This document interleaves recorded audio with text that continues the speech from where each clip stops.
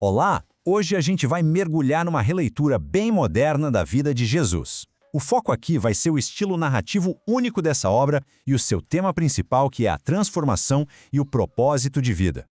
E olha só, o livro que estamos analisando, A Vida de Jesus, o Evangelho da Prosperidade Eterna, já começa com essa promessa fortíssima.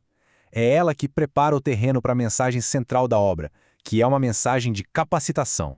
A nossa análise vai passar por 5 grandes estágios. A gente vai seguir a estrutura única do livro, que mistura cronologia com temas e que nos apresenta uma verdadeira jornada de transformação. Ok, vamos começar com o principal recurso narrativo do livro. É isso que o torna tão diferente das leituras tradicionais e que tenta criar uma experiência totalmente imersiva. A intenção do autor é muito clara: tirar quem lê da posição de observador e transformar em participante. Para fazer isso, a narrativa fala diretamente com a pessoa que está lendo, usando o termo você, colocando-a dentro de cada cena, como se estivesse ali, vivendo tudo em primeira mão. E por trás dessa abordagem imersiva, existe uma técnica chamada hipnose conversacional. Basicamente, é um método que usa a linguagem para acessar a mente inconsciente. A meta? Fazer com que as lições bíblicas cheguem mais fundo, sabe? Buscando uma transformação que vai muito além do simples entendimento intelectual.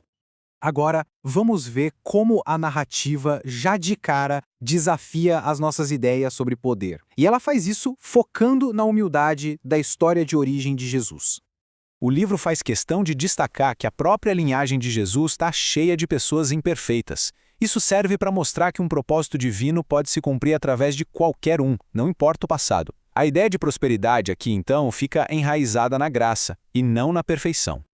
A narrativa enquadra esses acontecimentos não como dificuldades, mas como demonstrações de um princípio fundamental. A verdadeira grandeza e a prosperidade se encontram na humildade, na simplicidade e não no status que o mundo valoriza. Bom, vamos avançar para a próxima fase e entender como o livro aborda o início do ministério de Jesus. Ele é apresentado como um convite para quem está lendo também embarcar na sua própria jornada de transformação. Esse momento é mostrado não apenas como o começo da missão de Jesus, mas também como um modelo para a identidade de quem lê, como filho amado de Deus, o que acaba criando uma conexão pessoal e muito profunda. A tentação aqui é vista como uma escolha crucial entre dois tipos de prosperidade. De um lado, a oferta do mundo, poder fácil, satisfação imediata.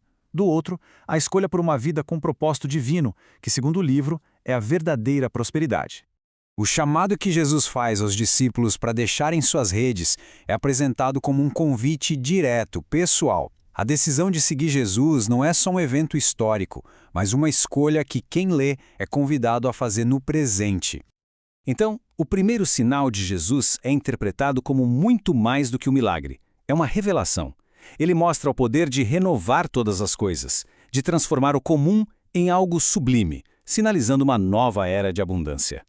A narrativa, então, avança para o auge do ministério e apresenta os milagres não só como fatos históricos, mas como exemplos de um poder que, segundo o livro, está disponível para os que creem hoje. O livro geralmente prepara o cenário de um milagre apresentando um problema que parece impossível de resolver. Como nesse caso, uma necessidade humana gigantesca diante de recursos que são ridículos de tão escassos. A mensagem aqui é toda sobre a abundância divina.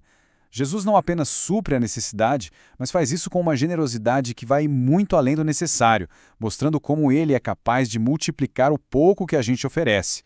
E aí, o milagre físico se conecta a uma verdade espiritual muito mais profunda. Jesus é colocado não apenas como aquele que provê o pão físico, mas como a fonte da verdadeira e duradoura satisfação, o pão da vida. A transfiguração é um momento chave na narrativa.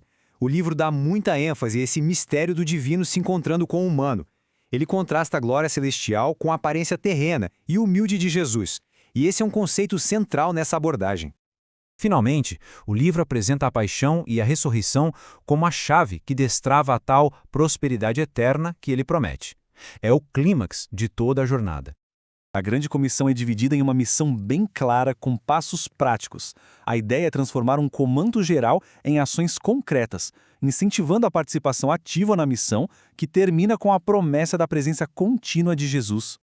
O livro cria uma ligação direta entre a fé em Jesus e a promessa de realizar obras maiores. A crença fiel funciona como uma ponte, sabe? Que une a conexão divina a essa capacidade. Essa definição de prosperidade é crucial para entender a obra. Não estamos falando de riqueza material.